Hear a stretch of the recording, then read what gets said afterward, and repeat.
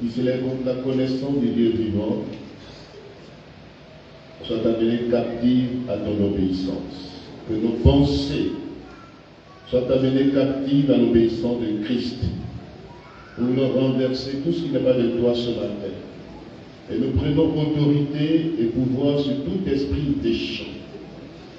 Nous lions les puissants des ténèbres. Nous les mettons hors d'état de nuire. Nous les renvoyons enchaînés au fond des abîmes. Et nous proclamons ta victoire en ces lieux. Ta victoire dans nos vies personnelles. Que Jésus soit glorifié. Que Jésus soit élevé. Seigneur, que ta parole vivante soit reçue dans la bonne terre et qu'elle produise son fruit dans notre vie au nom de Jésus-Christ. Amen.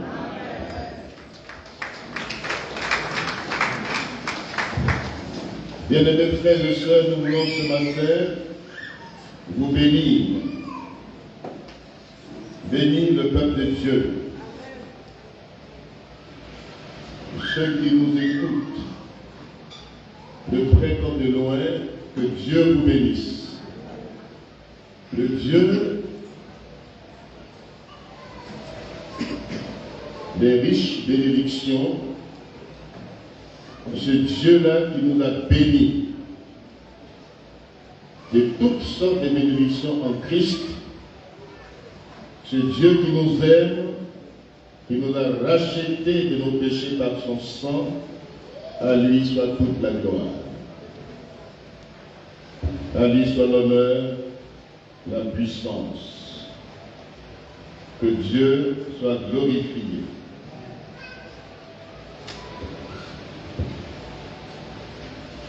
Ce matin, je voudrais vous inviter à lire avec moi la parole du Seigneur dans le livre d'Ézéchiel et de Zacharie. Ces deux prophètes.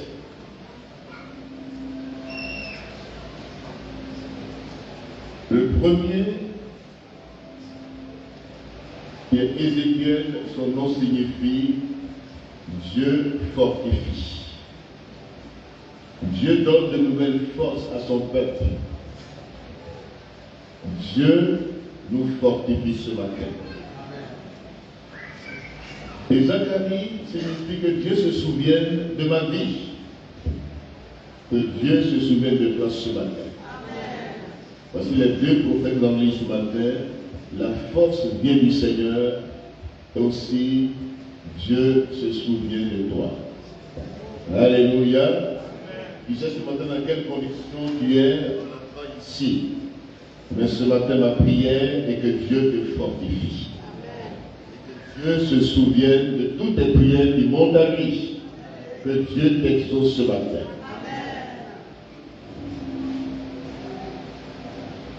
Ézéchiel chapitre 44, verset 1 à 3,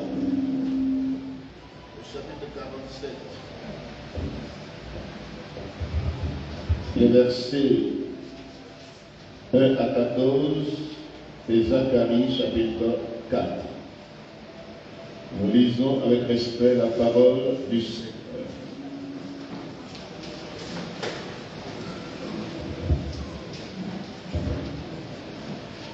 Ézéchiel 44.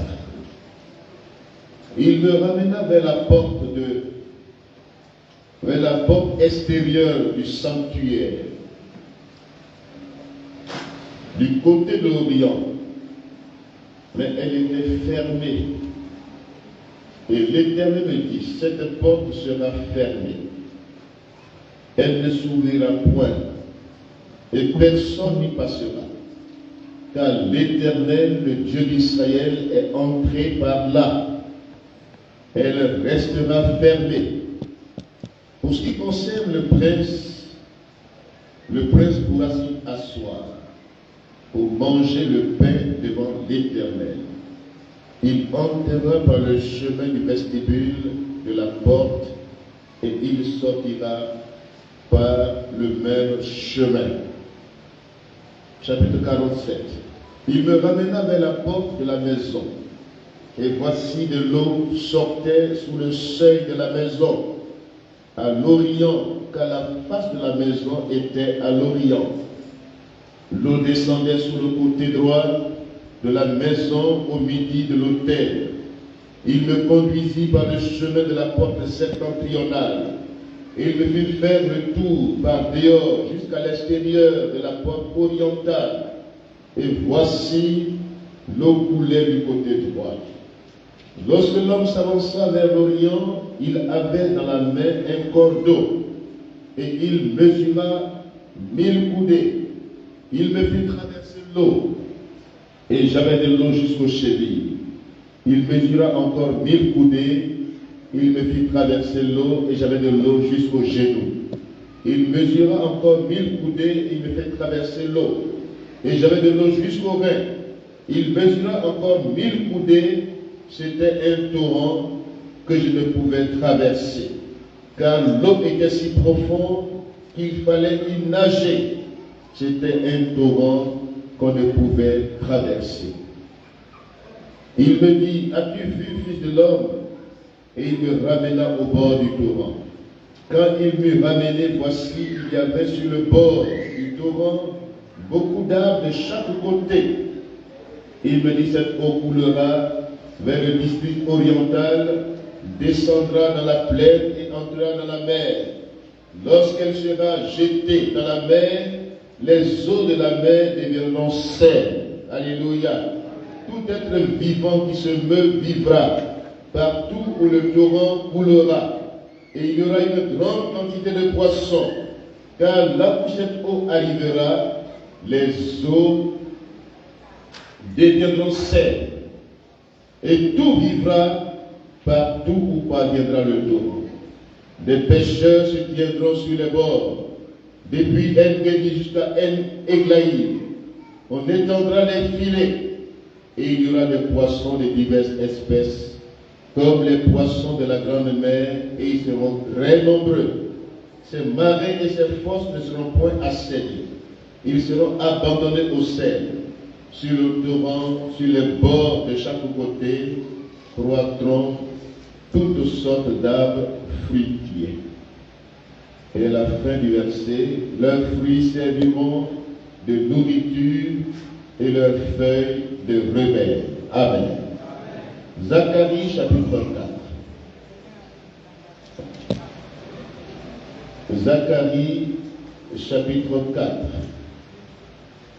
L'ange qui me parlait revint et me réveilla comme un homme que l'on réveille de son sommeil. Il me dit, que vois-tu? Je regarde et voici, il y a un chandelier tout en or, surmonté d'un vase et portant 7 lampes, avec 7 conduits pour les lampes qui sont au sommet du chandelier. Que Dieu bénisse sa parole. Veuillez nous asseoir. Ces textes sont pleins de symboles. Ces textes que nous venons de lire sont pleins de symboles. Ces deux prophètes parlent en se basant sur des images, des symboles. En lisant le premier texte, nous voyons un sanctuaire céleste. La maison, le tabernacle, le temple, c'est le sanctuaire. Mais ici, c'est dans le ciel, un sanctuaire céleste, le temple où Dieu même habite. Et ce temple-là, la porte reste fermée. Seulement l'Éternel a l'autorité d'y passer. Aussi le prince. Le temple, le tabernacle est le lieu de la présence du Dieu Tout-Puissant, du Dieu Saint. Et quand vous lisez le verset 4 du chapitre 44, il me conduisit vers la porte du septentrion, Devant la maison, je regardais et voici la gloire de l'Éternel remplissait la maison de l'Éternel. Alléluia.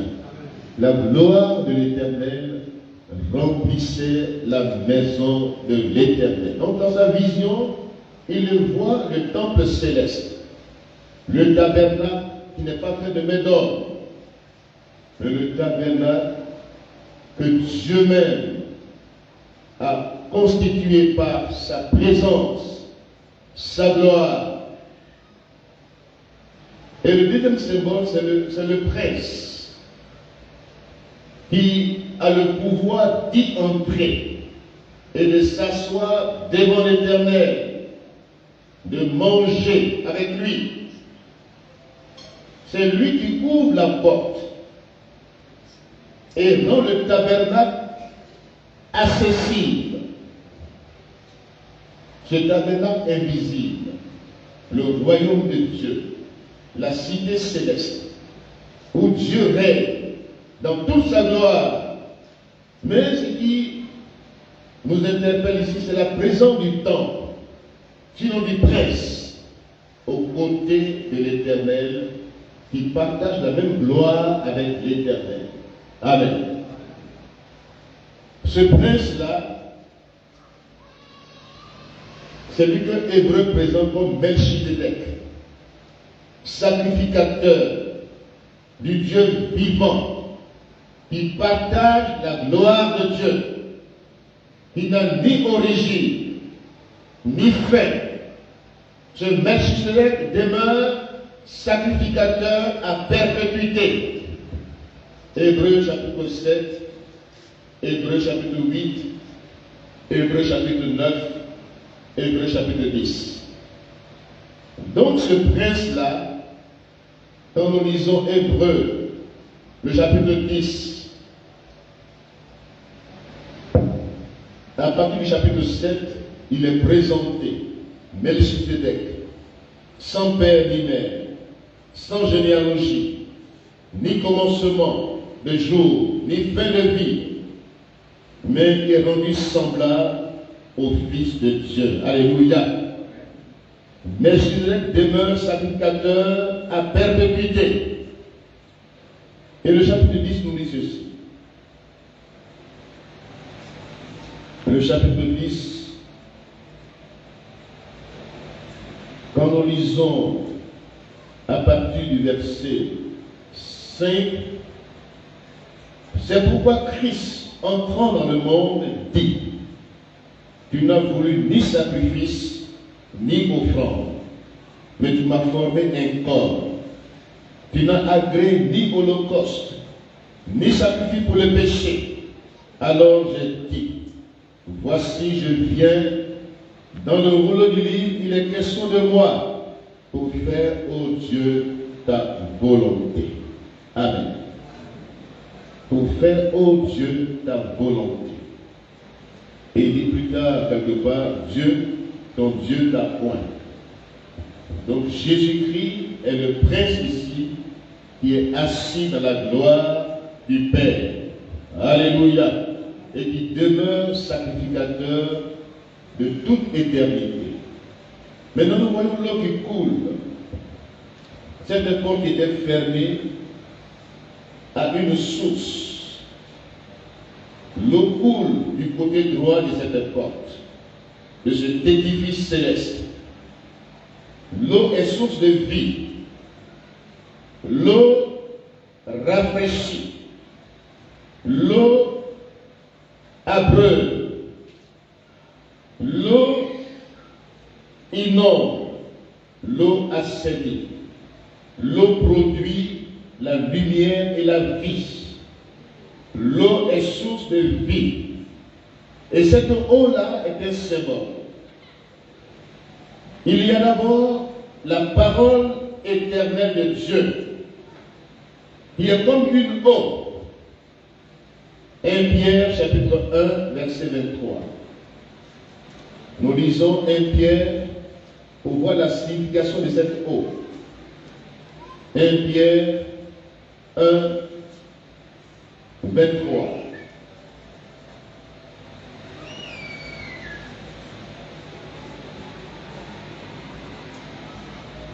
puisque vous avez été régénérés, non pas une semence corruptible, mais par une semence incorruptible, par la parole vivante et permanente de Dieu. Car toute chair est comme l'herbe, et toute sa gloire comme la fleur de l'herbe. L'herbe sèche et la fleur tombe, mais la parole du Seigneur demeure éternellement. Et cette parole est celle qui vous a été annoncée par l'Évangile. Amen. Donc, cette eau de vie, c'est d'abord la parole de Dieu. Permanente, vivante, qui est une source de vie. C'est une semence, mais en même temps, elle est comme l'eau. La parole de Dieu, elle est présentée par l'apôtre Pierre comme l'eau de vie. Alléluia.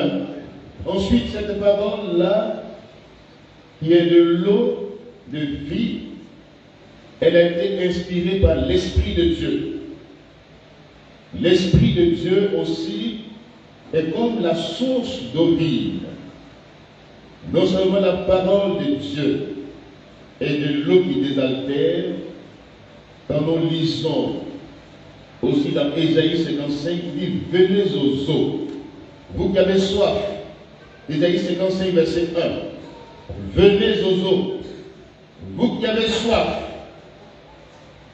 venez sans rien payer. »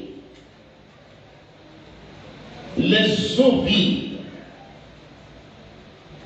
sont le symbole de la parole de Dieu et ce qu'il a inspiré, le Saint-Esprit, l'Esprit de vie, est aussi symbole de cette eau vive. Alléluia. Donc cette eau vive a deux significations. Première signification, la parole de vie et ce qu'il a inspiré, l'eau de vie. Et Jésus pouvait dire, celui qui croit en lui, des fleuves d'eau vive couleront de son sein. Amen. Jean chapitre 7, verset 37. Ceux qui croient en lui, des fleuves d'eau vive couleront de leur sein. En disant ceci, il parle de qui? Ces fleuves d'eau vive, ça représente qui? Ça représente l'Esprit de Dieu. Donc c'est une parole incarnée, reçue en chacun de nous, fait jaillir des fleuves d'eau vive. Donc cette eau qui coule du sanctuaire a deux symboles. Symbole de la parole de Dieu, mais aussi symbole de l'Esprit de Dieu. Lisons Jean chapitre 7, verset 37 à 39. Le dernier jour, le grand jour de la fête, Jésus se tenant debout s'écria, si quelqu'un a soif, qu'il vienne à moi et qu'il boive. Alléluia. Celui qui croit en moi, des fleuves d'eau vive couleront de son sein. Comme dit l'Écriture, il dit cela de l'Esprit qui devait être reçu dans les cœurs de tout croyant. Que Dieu nous bénisse ce matin. L'eau, symbole de la parole vivante de Dieu. L'eau, symbole de la présence de l'Esprit de Dieu dans le cœur de tout croyant. Maintenant, les chandeliers qui sont présentés dans Zacharie, symbole des chandeliers. Et le même symbole ressort dans Apocalypse chapitre 1, verset 20. Le mystère des 7 étoiles que tu as vu de ma main droite et les 7 chandeliers d'or. Les 7 étoiles sont les anges des 7 églises. Et les 7 chandeliers sont les 7 églises. Alléluia. Donc le chandelier ici est représentatif du témoignage de l'Église. L'Église, le chandelier, l'ange qui parle ici, il est le messager, mais aussi il est comme lui qui porte la parole divine dans la communauté. Alléluia. Tout prédicateur de l'évangile est un ange. Dites Amen. Il est un messager. Le mot traduit par ange veut dire messager, porte-parole divine, à une église. Le chandelier, symbole du témoignage de l'église. Nous sommes la lumière du monde. Alléluia. Le chandelier doit briller, éclairer son milieu. L'église doit briller, éclairer son milieu. Alléluia. Donc voici les symboles dans ce texte dans le livre. Le sanctuaire céleste, le tabernacle,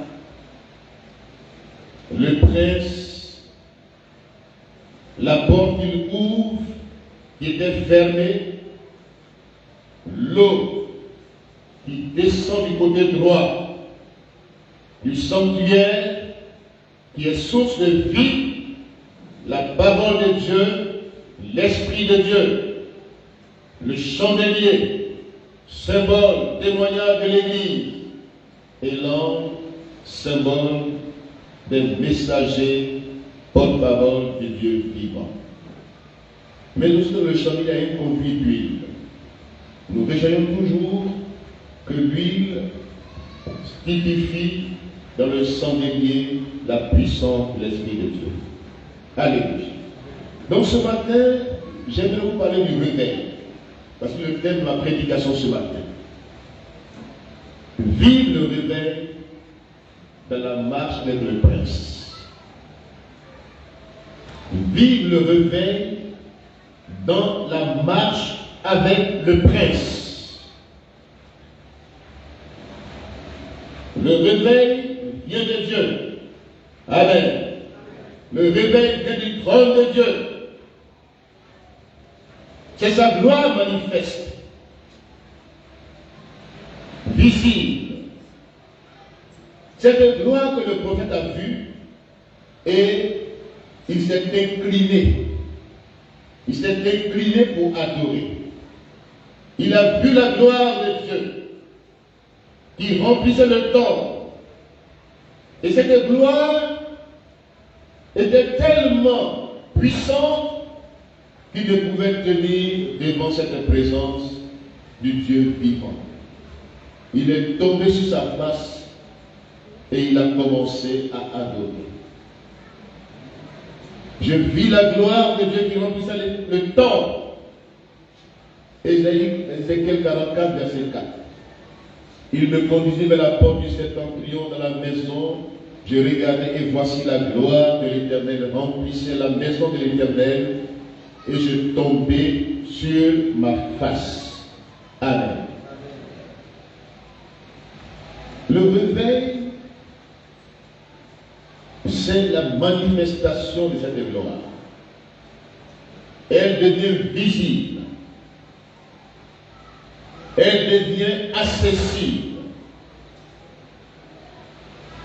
Quand on parle du réveil d'abord,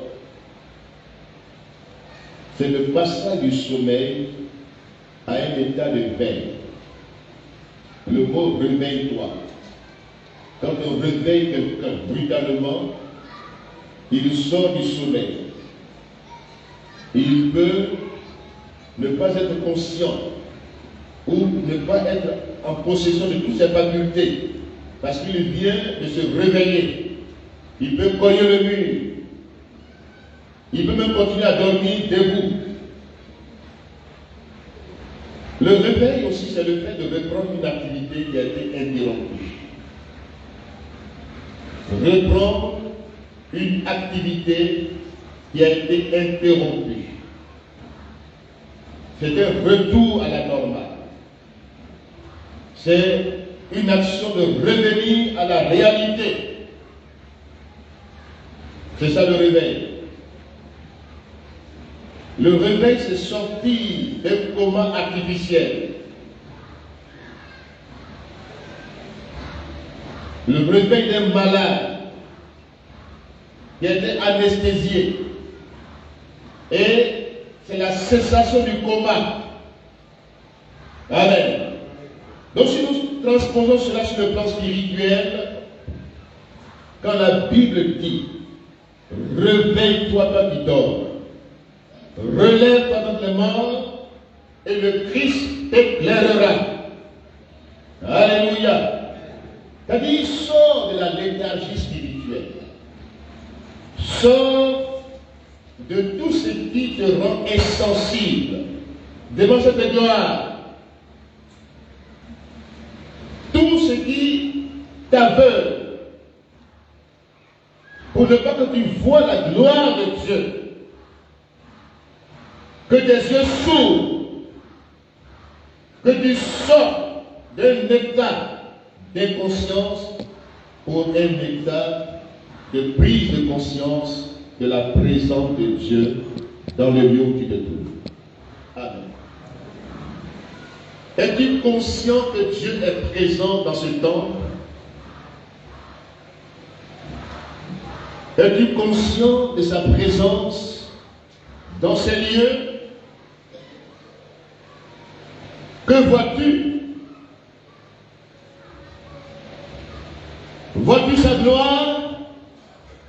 Ou vois-tu autre chose? D'abord, Dieu est présent dans mon cœur. Amen. Ton corps doit devenir le temple du Saint-Esprit. Dieu veut que cette maison soit représentée sur la terre par ta personne. Le tabernacle céleste. Dieu a dit à Moïse, en imitation du tabernacle céleste, Dieu a demandé à Moïse de bâtir un tabernacle terrestre. En imitation avec le céleste. Les mêmes dispositions. Comment un pécheur peut s'approcher du Dieu vivant et saint? Les dispositions à prendre. Il y a le parvis extérieur, il y a le lieu saint, et il y a le saint des saints. Voici comment Dieu a dit à Moïse de bâtir le tabernacle terrestre.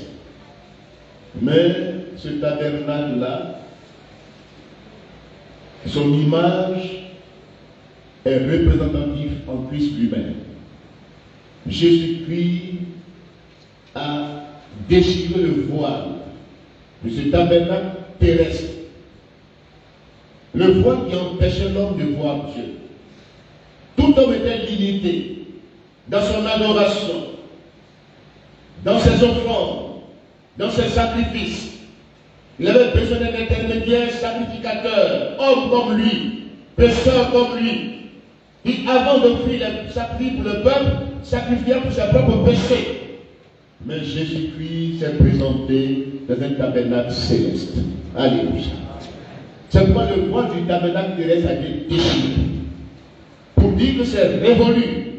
Désormais, Dieu est accessible à tout homme conscient de sa présence qui s'approche de lui. Dieu peut lui parler directement. Dieu peut se révéler à chacun d'entre nous. Dieu peut manifester sa gloire dans ma vie. Jésus-Christ a fait descendre la gloire de Dieu sur la terre. Et cette gloire est permanente dans son Église aujourd'hui. Nous sommes le peuple de Dieu. Nous devons refléter ce chandelier qui était dans le tabernacle terrestre. Comme nous sommes sur la terre, nous sommes les représentants de Dieu sur la terre, les témoins du Christ. Nous sommes à l'image et à la ressemblance de Jésus-Christ. Alléluia. Réveille-toi. Prends-en conscience. En venant ici, tu ne viens pas seulement par habitude, par formalité simple, mais tu viens conscient que Dieu est présent dans ce lieu. Amen. Dieu est présent dans ce lieu. Là où deux ou trois enfants de Dieu sont réunis en son nom, il est au milieu d'eux. Nous formons ce matin une assemblée de saints. Et Jésus est parmi nous. Alléluia. Dieu nous veut dans le réveil, dans la marche du réveil avec le Prince. Que Jésus-Christ soit celui qui conduit notre vie. Voyez-vous, la vie du réveil commence par la nouvelle naissance. Amen.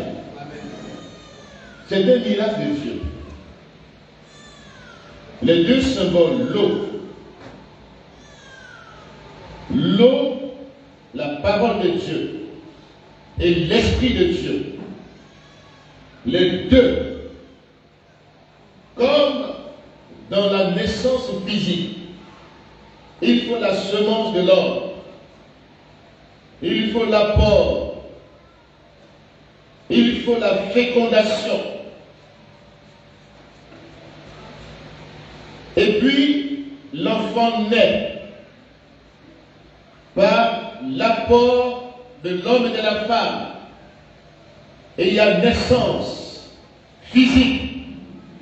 De même, dans la naissance spirituelle, les deux sont en activité. La parole et la semence de vie. Alléluia. Et l'Esprit de Dieu veut féconder cette parole. Et la vie nouvelle vient en toi. Quand tu reçois la semence de vie dans ton cœur, comme ce matin tu l'entends, si ton cœur est un terrain, un bon terrain, accueillant, réceptif, l'Esprit de Dieu vient féconder cette parole dans ton cœur. Et l'Esprit te fait naître en nouveauté de vie. C'est le plus grand miracle. C'est le plus grand miracle. Et ce miracle-là, souvent, est mis de côté. Le vrai miracle, qui étonne même le ciel, qui fait qu'il y a la joie dans le ciel, c'est qu'un homme est né de nouveau. Il a reçu la vie. Il était mort. Son sommeil était un sommeil mortuaire. Nous étions morts par nos offenses, privés de la gloire de Dieu. Nous sommes tous pécheurs, privés de la gloire de Dieu. Mais en Christ, nous ressuscitons en nouveauté de vie. Amen. Romains chapitre 3, verset 23 à 25. Romains chapitre 6, verset 23. Tous ont péché et sont privés de la gloire de Dieu. Mais grâce soit rendue au Prince. Alléluia. Grâce soit rendue au Prince. Par lui, nous avons la vie. Dieu nous aime. Il a donné Jésus. Il est le Prince de la vie. Alléluia. L'apôtre Paul, sinon l'apôtre Pierre le présente ici, quand vous lisez Actes chapitre 3. Actes chapitre 3, verset 15. Lisons voir. Actes chapitre 3, verset 15. Pour bien comprendre que ce prince dont je parle, il a un nom. Et son nom, c'est Jésus. Alléluia. Jésus. Non seulement il ferait le chemin, mais lui-même il est le chemin. Alléluia. C'est lui qui ouvre la porte du ciel. Cette porte était fermée, inaccessible. Où Dieu a passé, où personne ne peut passer. C'est lui qui s'assoit et qui ouvre la porte du ciel et qui rend Dieu accessible à tout homme. Alléluia. Ce tabernacle-là, il est un sacerdoce universel. Dieu est accessible. Actes chapitre 3, verset 15. C'est bien ça, hein?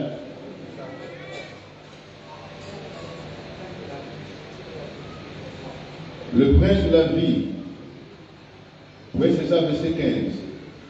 Vous allez faire mourir le prince de la vie que Dieu a ressuscité des morts. Nous en sommes témoins. Alléluia. Alléluia. Jésus est mort pour nos péchés. Il est ressuscité pour nous justifier. Et tous ceux qui placent leur confiance dans cette œuvre excellente reçoivent la vie éternelle. Amen.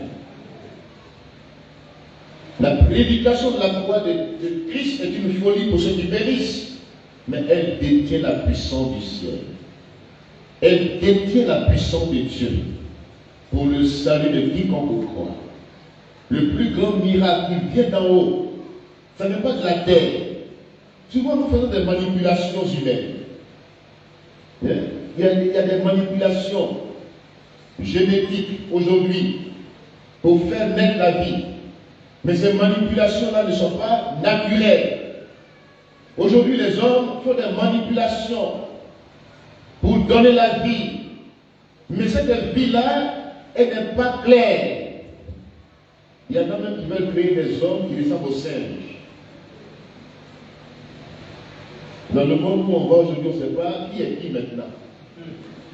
Mais Dieu est le donateur de la vie. Aussi, sur le plan spirituel, ne faisons pas de manipulation. Ne faisons pas des arrangements.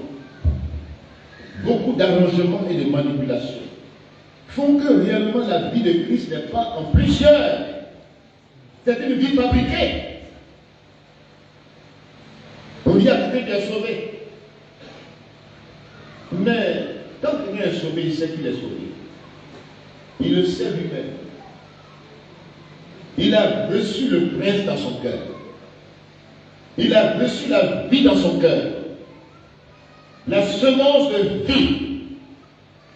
Ce germe de vie. La puissance de Dieu. Afin que cette personne devienne une nouvelle personne. Une nouvelle créature. Voici la nouvelle naissance. Si quelqu'un est réellement en Christ, il est une nouvelle créature. Il n'est plus la même personne. Il a de nouvelles dispositions.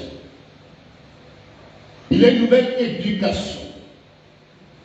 L'éducation chrétienne. Il sort du contexte traditionnel. Il sort de tout ce qui a été héritage spirituel négatif. Tout ce qu'il a hérité de ses pères. Il est racheté de cela. De tout héritage spirituel négatif. Il en est racheté. 1 Pierre 1, verset 18. Nous avons été rachetés de la belle manière de vivre. Que nous avons tous hérité de nos pères. Sur le plan biologique. L'héritage négatif a été légué aux enfants par le sang, a véhiculé cela. Mais le sang de Jésus-Christ nous délivre totalement. Alléluia.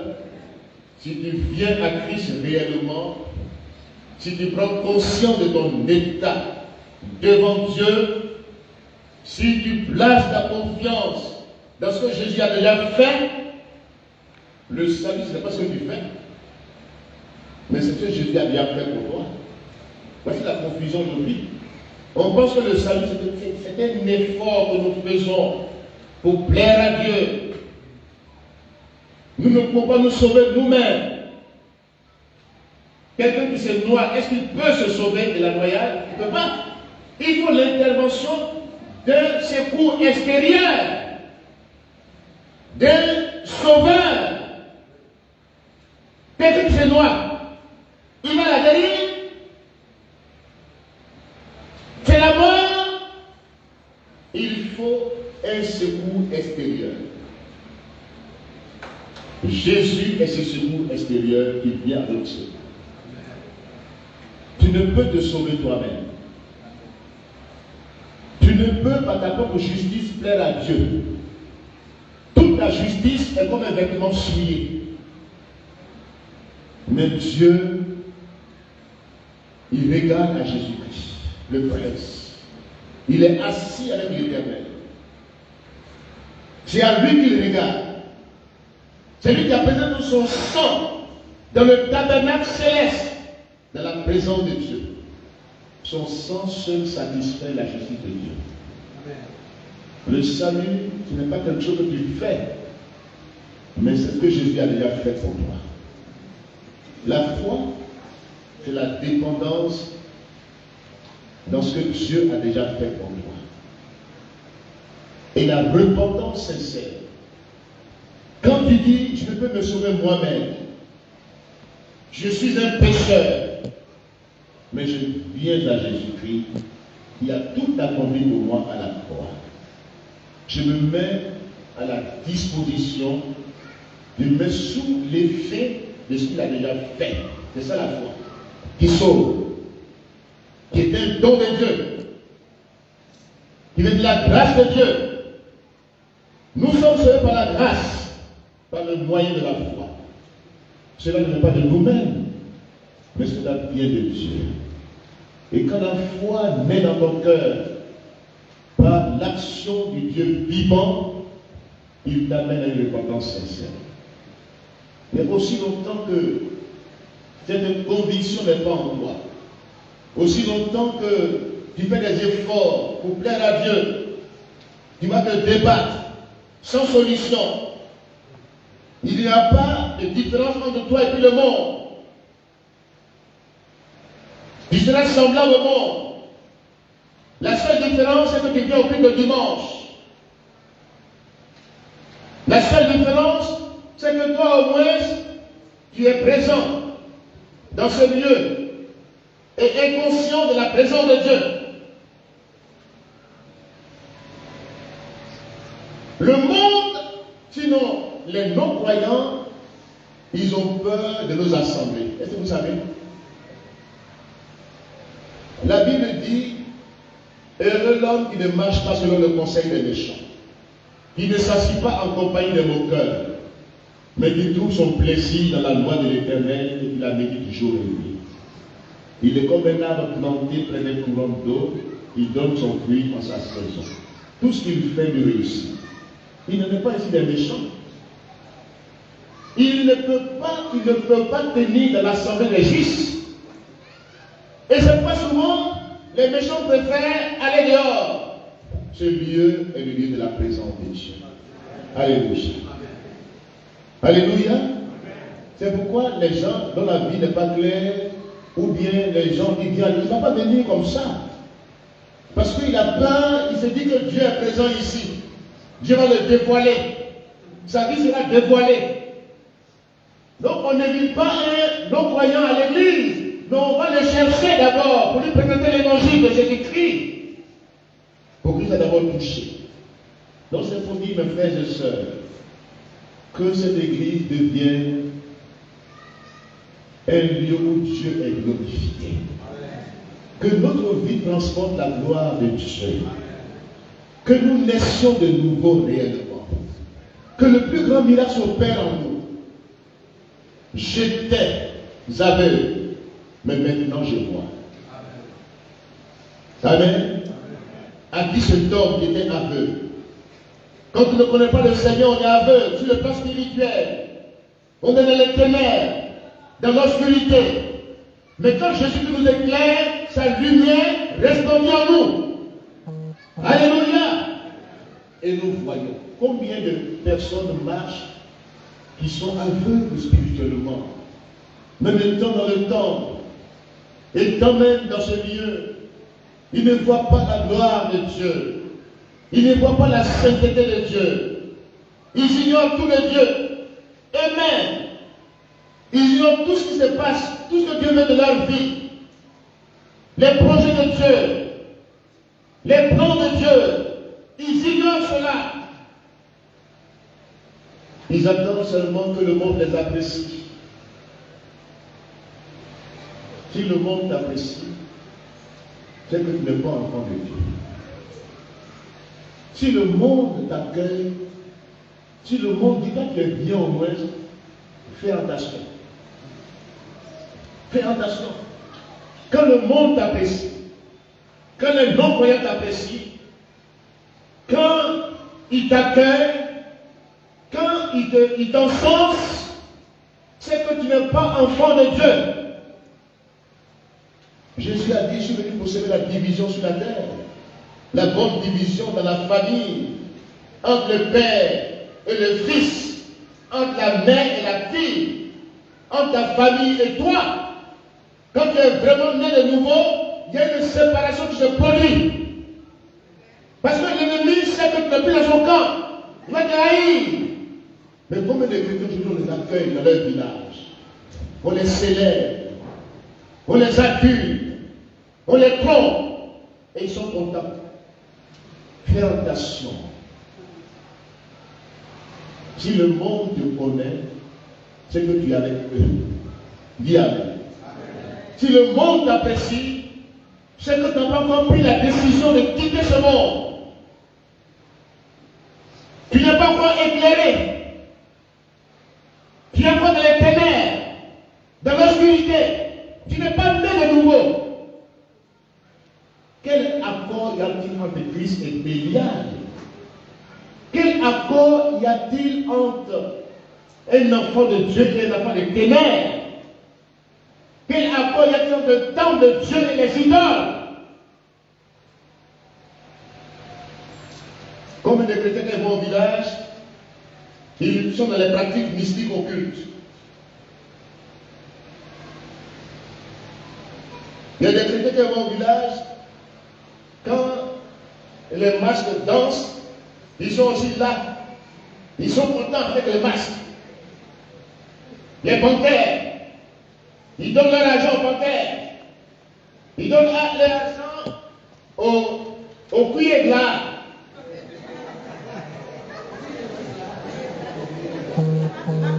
Un jour, un chrétien est décédé. On est allé dans son village. Il était diacre dans l'église. Diacre dans l'église. Nous le connaissons comme diacre. Or, dans son village, les gens le connaissaient comme pratiquant ou même pratiquant de panthère. Celui qui organise les fêtes des panthères dans son village. Nous, on ne savait pas ça. On est descendu au village. Oh. Panthère, j'ai pris le micro, panthère a sorti sur la table. Une panthère est sortie de la forêt. C'est panthère homme, hein, c'est pas panthère. L'homme panthère, avec eux. Il est sorti les défauts de la table. Il a commencé à crier. On dit, ce n'est pas votre frère. Il ne vous appartient pas. Hein? On est tombé. Mais comment ce frère qui était près de nous, à l'église, qui faisait tout payer sa vie, même quand il va au village, il n'a pas dit à ses parents qu'il n'est plus dans leur camp. Il n'a pas dit ça à ses parents. Il est avec eux. Quand il va au village, celui qui organise les fêtes des panthères, il donne son argent. Et on dit, oui, toi tu es bien. On l'apprécie. Or, il exposait sa vie sans le savoir. Avec le Satan, il n'y a pas de demi-mesure. Ou tu as eu le diable, ou tu as eu le Dieu. Quand il y a un pied dedans, un pied dehors, qui est facile à avoir. Très facile. Vaut mieux se démarquer aujourd'hui. Le Dieu qui est dans le sanctuaire, dans sa gloire, veut descendre dans ta vie de manière puissante. Relève-toi de les morts ce matin. Revis en nouveauté de vie avec Christ. Né de nouveau. Laisse Dieu te faire entrer dans son royaume céleste. Que ton nom soit inscrit dans le livre de vie de l'année.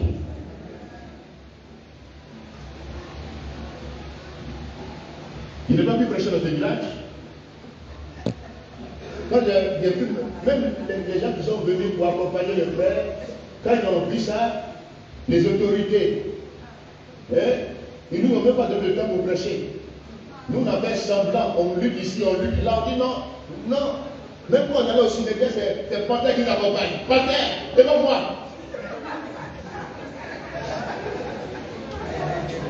Je dis, ah, qu'est-ce que vous avez fait avec Panthère là? Panthère dit, c'est pas ton frère, c'est mon frère. J'ai fait comment? Je dis, bon, le frère, allons-y. Panthère a pris le dessus. Que Dieu nous aide. Je ne peux pas chanter Panthère maintenant avec Panthère tout de moi. Parole de survie, mais la Panthère résiste. C'est les hommes du village qui disent, oh Panthère, laissez les chrétiens là partir. Que Dieu nous aide aujourd'hui. Il faut que tu naisses de nouveau. Le réveil dont on parle commence par la nouvelle naissance. La vie commence à la naissance. Si tu n'es pas né, tu n'es pas vivant. On ne parlera pas de réveil. D'abord, il faut naître. Pour que quand tu dors, on dit réveille-toi de ton sommeil, mais tu n'es pas encore né. Quand on parle du réveil, tu es aveugle. Tu ne vois pas la gloire de Dieu. Que nous naissions de nouveau. Laissons la parole de Dieu être vraiment fécondée par la puissance de l'Esprit de Dieu dans notre cœur. Que le Saint-Esprit nous convainc de péché, de justice, de jugement et nous amène à la vraie repentance. Et cette repentance amènera la vie nouvelle, la foi et la repentance. Les deux éléments que Dieu attend de toi, il a tout accompli.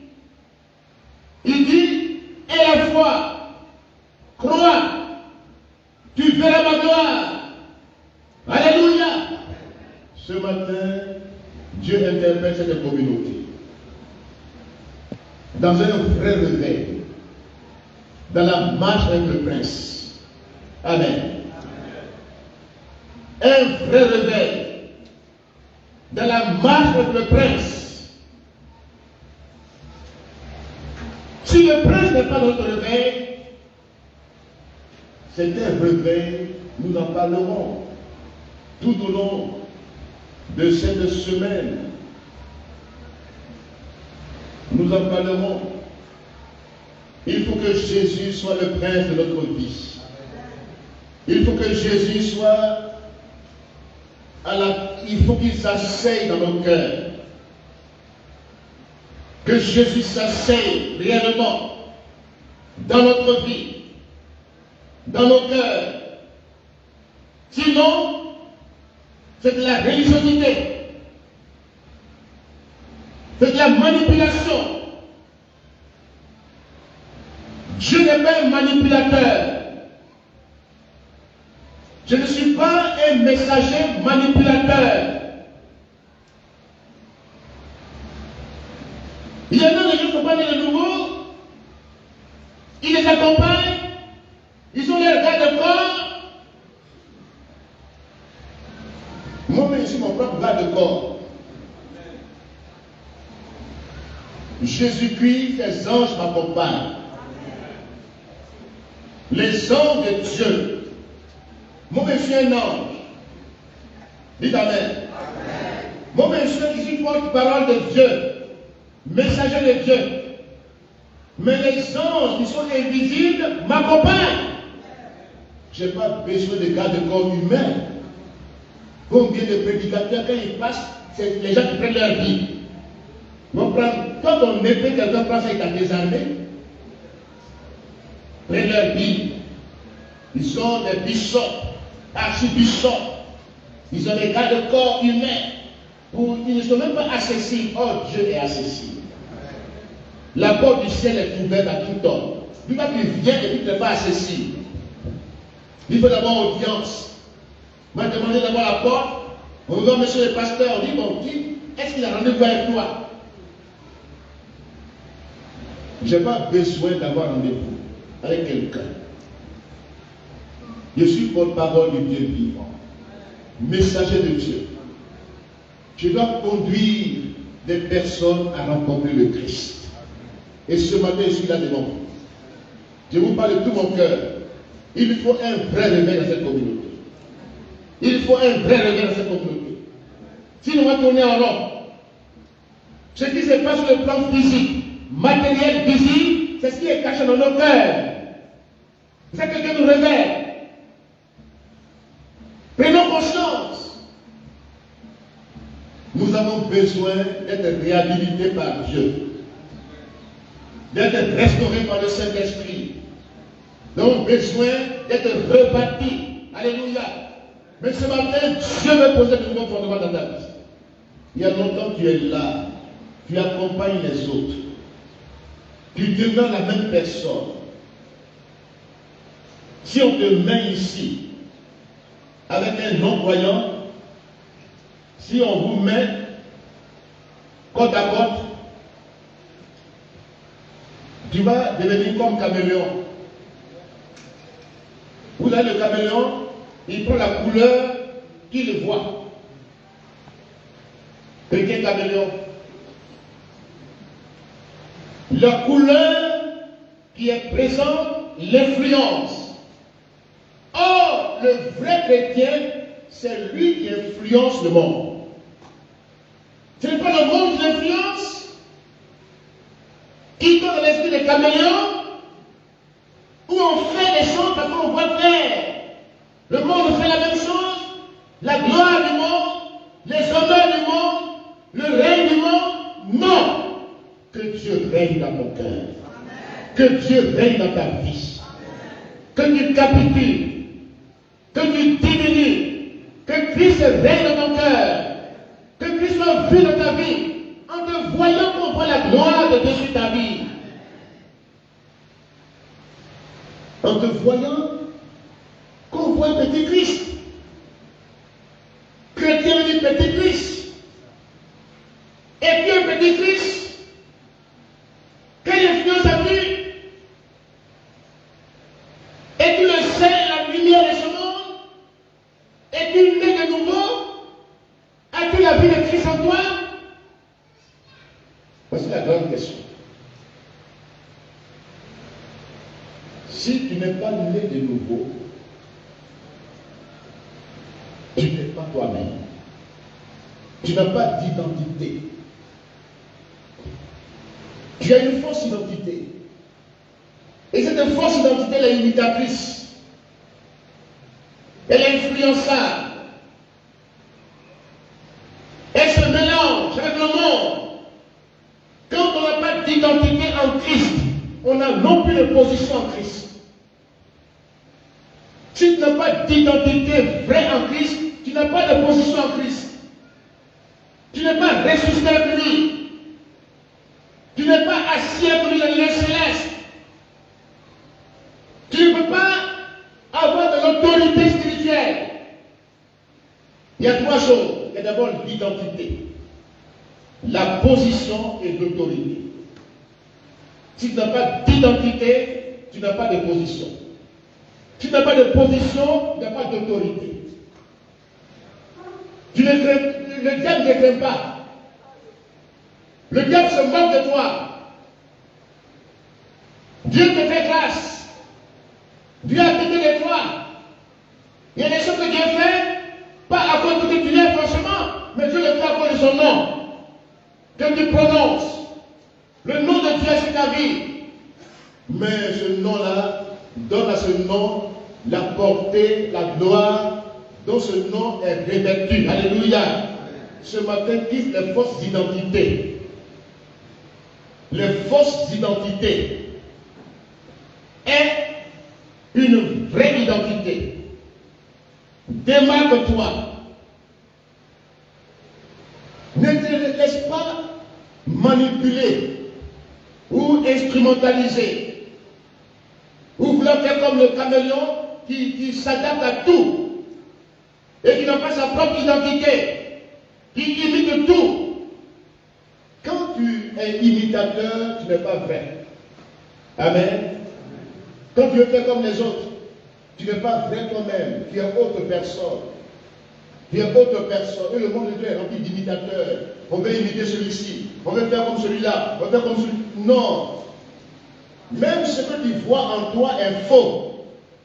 Ce que tu penses de toi-même est faux. Mais laisse Dieu te donner la vraie identité. Cette identité vraie vient à la nouvelle naissance. Tu deviens une nouvelle personne. Tu as une identité. Tu as des nouvelles dispositions dans ton cœur. Tu as une éducation. Tu marches désormais selon l'éducation reçue de Dieu qui est ton Père. Alléluia. Dieu est ton Père. Reçois l'image de ton Père. Tel Père, tel Fils.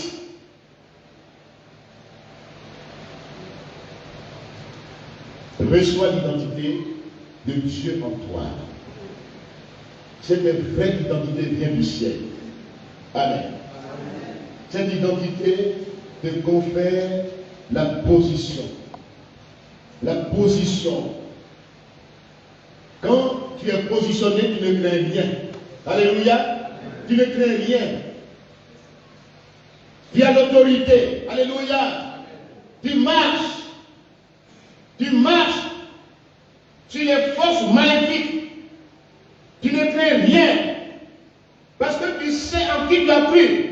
Le prince est avec toi. Que Jésus se présente avec toi. Que Jésus soit ton compagnon de route. Que Jésus-Christ soit réellement ton bon berger. Que Jésus-Christ soit ta référence et ton identité vraie. Ce matin, j'aimerais vous dire, le réveil commence là. C'est là que commence le réveil. C'est pas aussi, je vais m'arrêter là aussi ce matin. Je veux le temps. Je veux qu'on me suive. Je veux qu'on me comprenne. La nouvelle naissance, c'est le point de départ de la vie chrétienne. D'une vie authentique, d'une nouvelle identité, d'une position vraie et d'une autorité spirituelle. As-tu ce matin cette identité en Christ? Si quelqu'un est en Christ, il est une nouvelle créature. Les choses anciennes sont passées. Tout devient nouveau dans sa vie. Il n'est plus la même personne. Il y a un changement qui s'opère dans sa vie. Un changement radical s'opère dans sa vie. Dieu fait irruption dans sa vie. Dieu chamboule tout dans sa vie. Dieu le transforme. Dieu le transforme. Que Dieu te transforme ce matin. Ne te laisse pas vaincre par l'ennemi. Deviens celui qui triomphe. Dans la foi qui triomphe. Dans la foi triomphe du monde. Alléluia. Que Dieu nous aide ce matin.